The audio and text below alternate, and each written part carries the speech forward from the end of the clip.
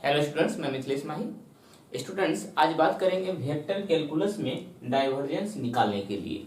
ये BTech Eli entrance exam का class चल रहा है यूट्यूब पर भी और माही टेक्निकल क्लास के एप्लीकेशन पे भी। अगर आप एप्लीकेशन से जुड़ना चाहते हैं तो उस वहाँ पे आपको 3 सब्जेक्ट का सॉल्यूशन मिलेगा जो बीटेक एली एंट्रेंस एग्जाम का सिलेबस है, मैथ, मैकेनिक्स और इंग्लिश का। खास करके वहाँ पे मैथ का सारा यूनिट अच्छे से कवर किया गया है, important question with question bank. और प्लस स्टूडेंट्स, इंग्लिश यहाँ सबसे बड़ी दिक्कत होता है कि अगर इंग्लिश में आप पास नहीं करते हैं तो आपका एडमिशन नहीं होता है।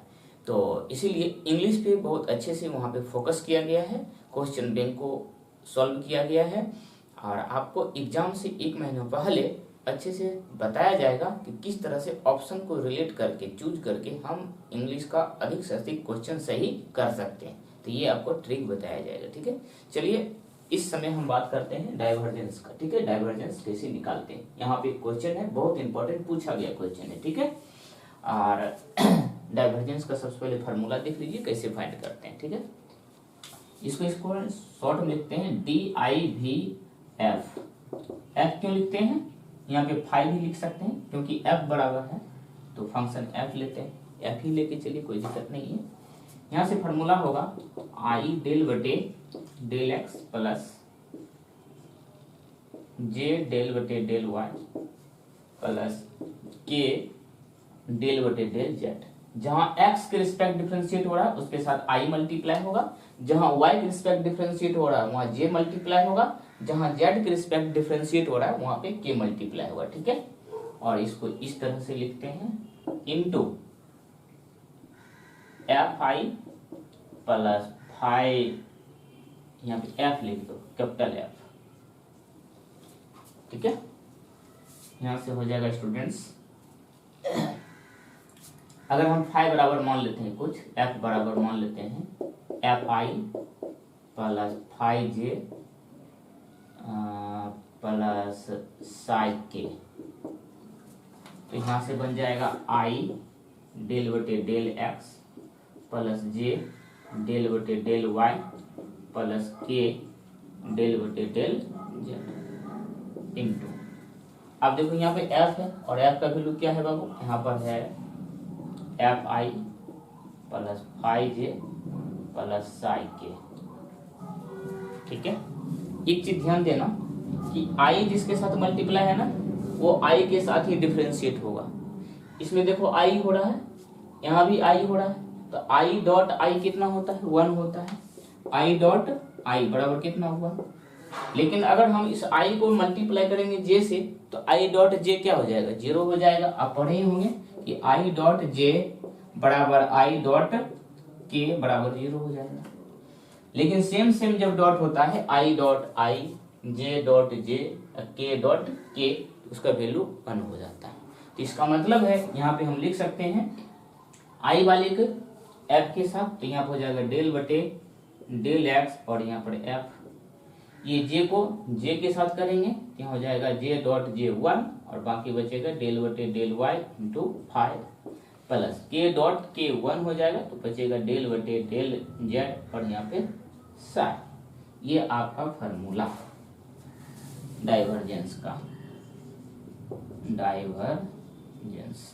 और इतना बराबर देखिए होता है ऐसे भी del into del dot f। ठीक, ऑब्जेक्टिव के लिए फार्मूला, कभी कभी फार्मूला भी पूछ देता है, इसलिए ध्यान रखना है। आपको यहाँ पीडीएफ भी दिया जाएगा फार्मूला का, क्वेश्चन का, सॉल्यूशन का। तो डाइवर्जेंस बराबर होता है डेल f, और सिर्फ डेल बराबर जो फार्मूला होता है बाबू, सिर्फ डेल बराबर जो फार्मूला होता है वही ये होता है। ठीक है, और f को हम यहाँ मल्टीप्लाई कर दिए, फिर i वाले के साथ i का, j का, k के साथ डॉट करके ये फार्मूला अप्लाई किए। यहाँ से ये पता लग रहा है कि जिसके साथ में i था उसी को हम डिफरेंशिएट करेंगे x के साथ, जिसके साथ j था उसको हम y के रिस्पेक्ट डिफरेंशिएट करेंगे, जिसके साथ k था उसको z के रिस्पेक्ट डिफरेंशिएट करेंगे। ठीक है, तो फार्मूला तो आप समझ ही गए होंगे। अब क्वेश्चन को सॉल्व किया जाए। क्वेश्चन का सॉल्यूशन देख लिया जाए बाबू। f बराबर है यहाँ पे 3x square i, 5x y square j plus 5xyz Q into के। इसीलिए डाइवर्जेंस ऑफ एफ बराबर क्या होगा, डेल डॉट एफ, और इतना बराबर होगा आई डेल बटे डेल एक्स प्लस जे डेल बटे डेल वाई प्लस के डेल बटे डेल जेड डॉट एफ है। एफ का डायरेक्ट अगर वैल्यू आप चाहो तो यहाँ पे लिख सकते हैं ऐसे करके 3x² आई प्लस 5xy² जे प्लस 5xyz क्यू के। तो यहाँ तक क्या दिख रहा है, कैमरा को थोड़ा मूव कर दूं, कर देते हैं, 1 मिनट। दिख रहा, हाँ दिख रहा, थोड़ा लंबा चला गया। ठीक, अब देखिए यहाँ से डिफरेंशिएट हम डायरेक्ट करते हैं। हमने क्या बताया, जिसके साथ में आई है हम आई वाला पे सिर्फ फोकस करेंगे, इस बाकी को छोड़ देंगे। मतलब ये वाला जो टर्म है इसको x के रिस्पेक्ट डिफरेंशिएट करके यहाँ पे लिखा जाएगा, क्योंकि i इसमें है, यहाँ भी i है, तो i डॉट आई 1 हो जाएगा, और 3x² का डिफरेंशिएट जो होगा बाबू ये हो जाएगा 6x। कोई दिक्कत नहीं। अब देखिए, अब हम करेंगे j वाला, j डॉट j, इसका मतलब है इसको हम करेंगे y के रिस्पेक्ट, इसको x के रिस्पेक्ट कर दी, इसको y के रिस्पेक्ट डिफरेंशिएट करिए तो y² है, इसके साथ में मल्टीप्लाई है 5x, तो सबसे पहले हम 5x लिख देते हैं इनटू, और y² का डिफरेंशिएशन हो जाएगा 2y, खत्म। अब देखिए यहाँ पर है बाबू 5xyz क्यू, इसको करेंगे z के रिस्पेक्ट डिफरेंशिएट, क्योंकि इसमें k है और यहाँ भी k है और यहाँ z है नीचे, मतलब z के रिस्पेक्ट डिफरेंशिएट हो रहा है। तो z से पहले कौन सा नंबर मल्टीप्लाई है, 5xy, zq का डिफरेंशिएट होगा 3z², तो ये बन गया 6x प्लस 5 दूनी 10xy प्लस 15xyz²। ये निकल गया डाइवर्जेंस ऑफ f, समझ गए, ये आपका आंसर। लेकिन कभी कभी ये आपका आंसर ये ऐसा ही पूछ दे, लेकिन कभी कभी आपको एट द पॉइंट पूछ देगा, एट द पॉइंट 1 2 3 पे, मतलब दिए गए पॉइंट 1 2 3 पे इस फंक्शन का डाइवर्जेंस क्या होगा।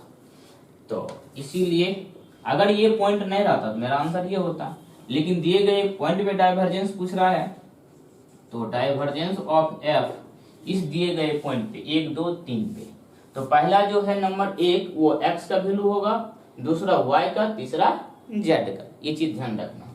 तो इस इक्वेशन में जहां जहां x है वहां पे हम 1 पुट करेंगे, जहां y है वहां पे 2 पुट करेंगे, जहां पे z है वहां पे 3 पुट कर देंगे। ठीक है, तो 6 गुना 1 लिख सकते हैं, ये है 10 गुना 1 गुना 2 लिख सकते हैं, यहाँ 15 गुना 1 गुना 2 गुना z का स्क्वायर मतलब 3 का स्क्वायर 9 लिख सकते हैं।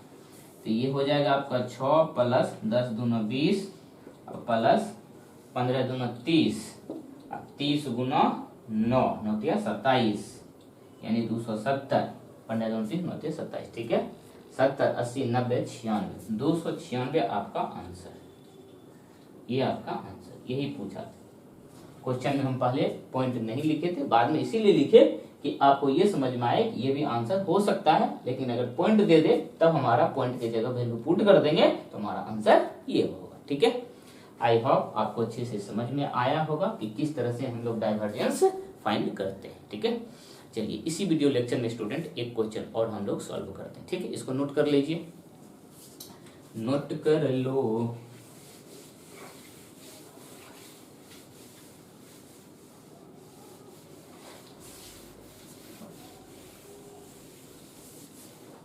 देखिए कहता है ई एफ बराबर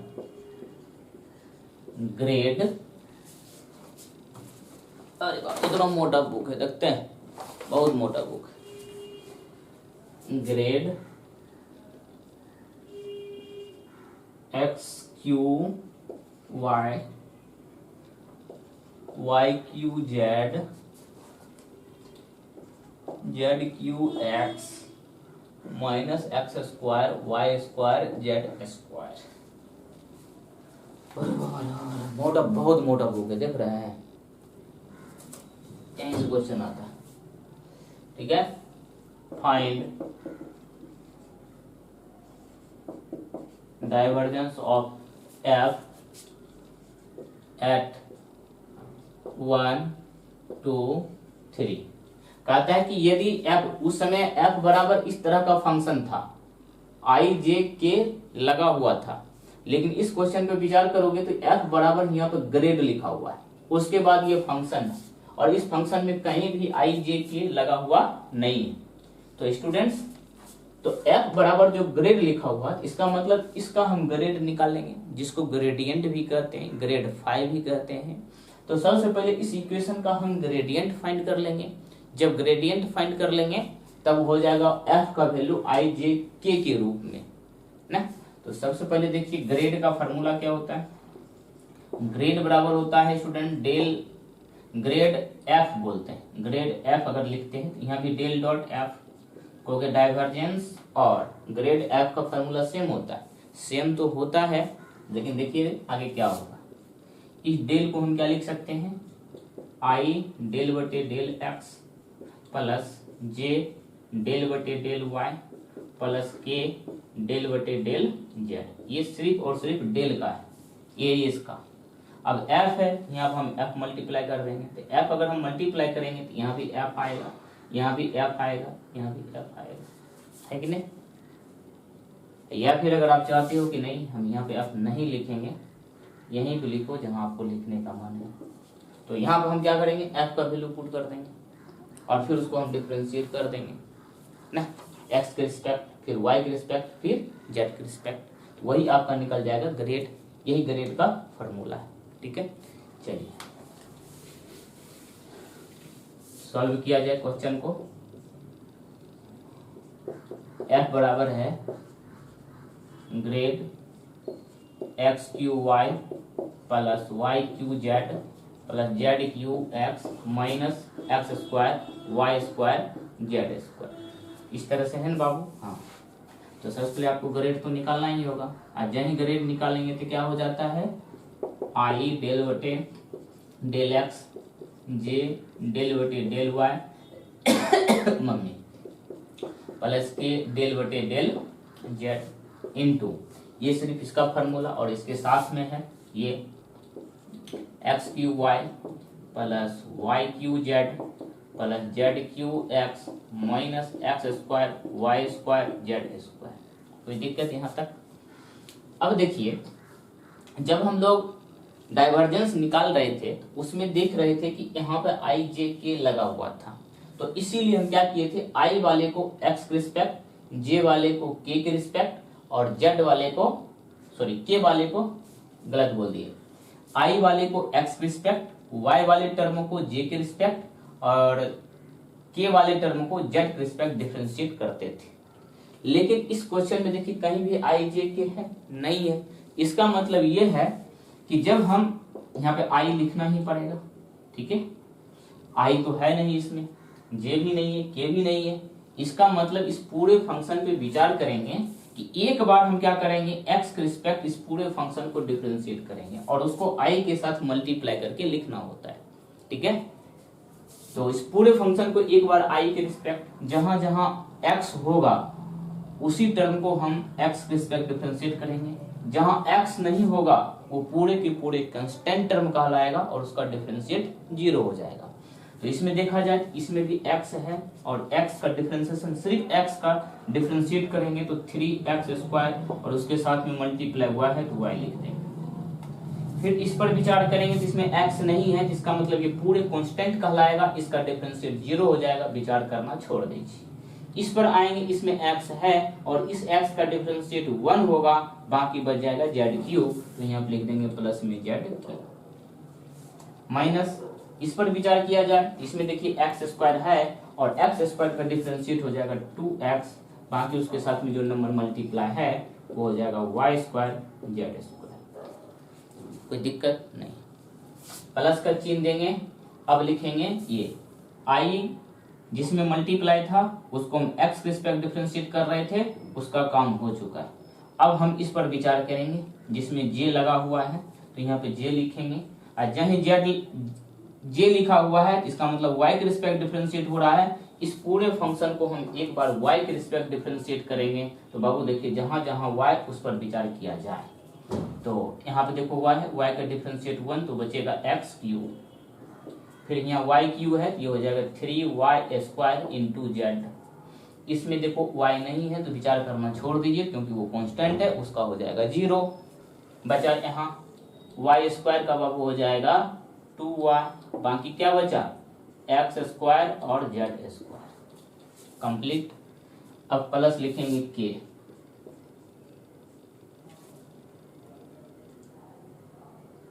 ना ये वाला जहां k है उस टर्म का डिफरेंशिएट z के रिस्पेक्ट हो रहा है, इसका मतलब इस पूरे इक्वेशन को, पूरे फंक्शन को एक बार हम z के रिस्पेक्ट डिफरेंशिएट करेंगे जैसे इस सब को किए थे। इसमें z है कहोगे नहीं छोड़ दीजिए, इसमें z है हाँ एक z है तो z का डिफरेंशिएट 1 तो बचेगा y क्यूब, प्लस यहाँ z है, z क्यूब है तो 3z स्क्वायर इंटू एक्स, और यहाँ z स्क्वायर है तो इसका हो जाएगा -2z into x square y square. ये स्टूडेंट्स अब जो फाइंड हुआ है वो f का वैल्यू, क्योंकि हम यहाँ जो ग्रेड लगा हुआ था इसका ग्रेड निकाल के यहाँ लिखे, और अब देखिए f का वैल्यू। तो पहला क्वेश्चन में जो हमने f बराबर लिखा था उस क्वेश्चन में देखिएगा कि i, j और k सेपरेट था। अब सिर्फ और सिर्फ अभी f फंक्शन निकला है जो i, j, k के रूप में है। अब यहाँ से हम डाइवर्जेंस डायरेक्ट निकालेंगे, ठीक है।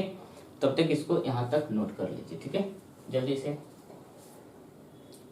ऊपर मिटाऊंगा। अब स्टूडेंट यहां से लिखेंगे इसीलिए डाइवर्जेंस, हाँ चला लेते हैं। अब यहां से हम लिखेंगे स्टूडेंट्स डाइवर्जेंस ऑफ एफ।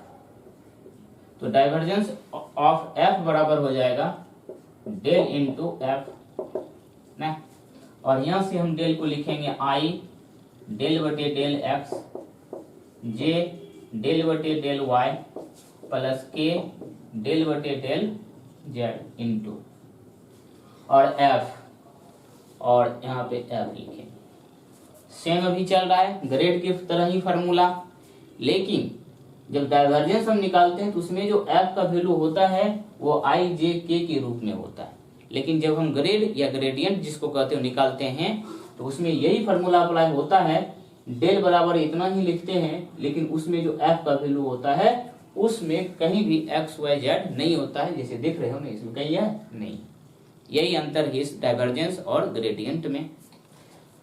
तो यहाँ पे एफ का वैल्यू इतना बड़ा है, इतना लिखना थोड़ा डिफिकल्ट है, तो इसको हम क्या करते हैं, तो देखो यहाँ पे आई वाला टर्म है तो आई वाले टर्म को सिर्फ क्या करेंगे एक्स रिस्पेक्ट डिफरेंशिएट करेंगे। तो यहाँ पे देखिए 3x स्क्वायर है तो ये हो जाएगा 3 दूना 6x इंटू वाई, प्लस इसमें x है जेड क्यू में नहीं, ये 0 हो जाएगा, माइनस का चिन्ह देंगे स्टूडेंट्स, और x का डिफरेंशिएट 1 हो जाएगा, बचेगा 2y square z square, 2y square z square. कहें इसको घेरिए मत घेरिए, फिर प्लस का चिन्ह देते हैं।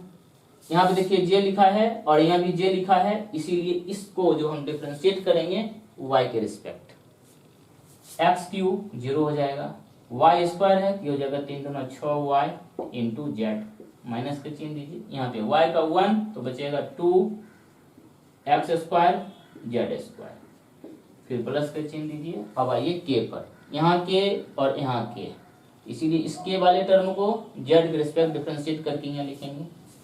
तो z यहाँ y क्यू है नहीं होगा, यहाँ z स्क्वायर है तो 3 दूना 6 z इंटू एक्स, माइनस का चिन्ह देंगे बाबू, और z का डिफरेंशिएट 1 तो बचेगा 2x स्क्वायर वाई स्क्वायर। ठीक है, ये क्या फाइंड कर लिया हम, डाइवर्जेंस ऑफ f। ठीक है, इसको मिटाऊं तो ये हमारा आंसर। लेकिन क्वेश्चन में कहता है दिए गए पॉइंट 1, 2, 3 पे फाइंड करने के लिए, अगर पॉइंट नहीं रहता तो ये हमारा आंसर होता कि नहीं होता, बताओ। लेकिन दिया गया पॉइंट, तो इसीलिए डाइवर्जेंस ऑफ एफ बराबर लिखेंगे, इस इक्वेशन में जहां जहां एफ वहां पे 1 पुट करेंगे, वाई जहां पे 2 पुट करेंगे, जेड जहां पे 3 पुट करेंगे। पुट किया जाए तो 6 गुना 1 गुना 2 माइनस 2 गुना वाई स्क्वायर है 2 दूना 4, जेड स्क्वायर है 3 तिया 9 प्लस 6 गुना 2 गुना 3 माइनस यहाँ पे काटिए 2 गुना 1 का स्क्वायर 1, जेड का स्क्वायर 9 प्लस 6 गुना 3 गुना 1 माइनस 2 गुना 1 का स्क्वायर 1 गुना 2 का स्क्वायर 4। देखिए क्या होता है, 6 दूना 12 माइनस 4 दूनी 8 9 8 72, 6 दूना 12 किया 48 36 48 गलत, 6 दूना 12 किया 36, फिर 9 दूना 18, फिर प्लस 6 18, फिर माइनस 4 दूनी 8 किया जाए। देखिए ये दोनों कट जाएगा निश्चित, तो 12 और 36 जुड़ेगा, तो 12 से 36 और 48 माइनस 72 8 80, इसको घटाइए 48 49 50 30 2 32 माइनस 32 आंसर, माइनस 32 आंसर होगा इस क्वेश्चन का। ठीक है, ये दोनों क्वेश्चन अपने आप में बहुत इंपॉर्टेंट था और हम दो टाइप का क्वेश्चन लिए, एक में एफ का डायरेक्ट वैल्यू लेके हमने डाइवर्जेंस निकाला और एक में हम ग्रेड टाइप का दिया स्टूडेंट्स। और यहाँ पे तो यूट्यूब पे हमने सिर्फ 2 क्वेश्चन बताया, एप्लीकेशन पे जाओगे तो एक एक टॉपिक से हम लगभग 5 से 7 क्वेश्चन पे विचार किया। जैसे डाइवर्जेंस है तो डाइवर्जेंस में हम कम से कम 6 क्वेश्चन पे विचार किया हूँ और सॉल्व करने के लिए भी आपको दिए हैं। ठीक है, और वही 6 क्वेश्चन में से एक क्वेश्चन एग्जाम में रहेगा डाटा सहित, ये आप देख लीजिएगा एग्जाम में बैठिएगा। इसीलिए तो स्टूडेंट्स 2022 में हमारा 120 स्टूडेंट का सिलेक्शन हुआ, जिसमें से 4 स्टूडेंट का रैंक था 7 10 30 और 40 और ये टॉप कॉलेज इसको मिला बिहार का। ठीक है, और मैथ के दम पे ही हम रिजल्ट देते हैं। और इस बार तो हमने इंग्लिश का एक मैम पढ़ा रही है इंग्लिश में, फिर हम आपको टेक्निकल तरीका बताऊंगा कि इंग्लिश में आप कैसे पास कर सकते हो। इंग्लिश में अगर आप 50 क्वेश्चन है इंग्लिश का, इंग्लिश में अगर 50 क्वेश्चन है, अगर इंग्लिश में आप टिक लगाते हो, आपसे 4 या 5 क्वेश्चन ही सही होता है, तो गारंटी लीजिए कि हमारे यहाँ से अगर आप पढ़ते हो जो चीज पढ़ाई गया और उसके बाद 1 महीना जब एग्जाम का बचेगा उस समय जब हम ट्रिक देंगे तो आफ्टर 5 डेज 5 दिन के बाद आप इसी 5 में से लगभग 15 क्वेश्चन सही करना सीख जाओगे। और आपको सिर्फ और सिर्फ 9 क्वेश्चन चाहिए सही करने के, पास करने के लिए। इंग्लिश का मार्क्स जुड़ता नहीं है, सिर्फ क्वालिफाई नंबर है। आपको हम जब ट्रिक देंगे ना, आपको इंग्लिश में कुछ नहीं आता, उसके बाद भी आप 15 सही करोगे। ये कोई फेक नहीं है। यूट्यूब पे मेरा देखिए एक वीडियो डाला हुआ है, वो 2022 का जो एग्जाम हुआ था उस समय मैंने उसको बताया था वो ट्रिक, और अप्लाई भी किया और बहुत सारे स्टूडेंट पास भी किया। जो अप्लाई नहीं किया, अच्छा कैंडिडेट जो मैथ में अच्छा स्कोर किया था उसका सिलेक्शन नहीं हुआ। इसीलिए कॉन्फिडेंस होना चाहिए, लेकिन कभी कभी आप लोग बहुत ज़्यादा ओवर कॉन्फिडेंस के कारण सिलेक्शन से चूक जाते हो। ठीक है, हमें क्या दिखाना, हमें पास करना है, हमें अच्छा कॉलेज लेना है, बस पढ़ना है और कुछ नहीं। हम तेज हैं लेकिन मेहनत करने वाले आगे बढ़ते हैं। ए मच्छर बदमाशी करता है, कैमरा के आगे आ जाता है। ठीक है, ये नहीं समझिए कि मैं पढ़ने में तेज नहीं हूँ, आप ये समझिए कि मैं उससे ज़्यादा मेहनत कर सकता हूँ कि नहीं। आपको लेबर करना पड़ेगा, 8 से 10 घंटा पढ़ना पड़ेगा। आपको कि सर इतना समय तो नहीं है, बात सही, आपका कहना सही है कि कुछ स्टूडेंट होंगे जो पास आउट होंगे, 6 सेमेस्टर पास होंगे, तो उनके लिए तो भाई 8-10 घंटा इजी से हो सकता है। लेकिन जो 6 सेमेस्टर में ऑलरेडी अभी हैं तो वो कम से कम 3 घंटा तो दे ही सकते हैं। नहीं देंगे तो भाई 6 सेमेस्टर के जिस समय एग्जाम होता है ना, उसी बीच में आपका बीटेक एली एंट्रेंस एग्जाम भी ले लेता है। तो आप कहोगे कि नहीं हम 6 सेमेस्टर का पढ़ाई करने के बाद इसका एग्जाम की तैयारी करेंगे, तो फिर समझ जाइए अगले बार 2024 में। ठीक है, तो इस बार अगर आपको सिलेक्शन लेना है तो 6 सेमेस्टर के सिलेबस के साथ साथ आपको बीटेक एली एंट्रेंस एग्जाम का भी सिलेबस पढ़ना पड़ेगा और कम से कम 3 घंटा पढ़ना पड़ेगा बाबू। 3 घंटा अगर आप मेहनत नहीं करते हैं तो आप सोच दीजिए कि मुझे बीटेक में क्वालिफाई हम कर सकते हैं। इसीलिए हमने क्या किया है, सिर्फ और सिर्फ इंपॉर्टेंट क्वेश्चन जो एग्जाम में आता है उस पे और क्वेश्चन बैंक को सॉल्व किए हैं। ज्यादा क्वेश्चन नहीं दिया कि आप बहुत ज्यादा करोगे फिर समय नहीं मिलेगा। हम जैसे कि 2 क्वेश्चन ही बताएं, इसमें कैसा कॉन्सेप्ट दिया, इससे रिलेटेड अगर क्वेश्चन आएगा ताकि आप छोड़ोगे, नहीं छोड़ोगे, बहुत भाषण दे दिया, छोड़िए, आगे मिलते हैं, ठीक है, थैंक यू।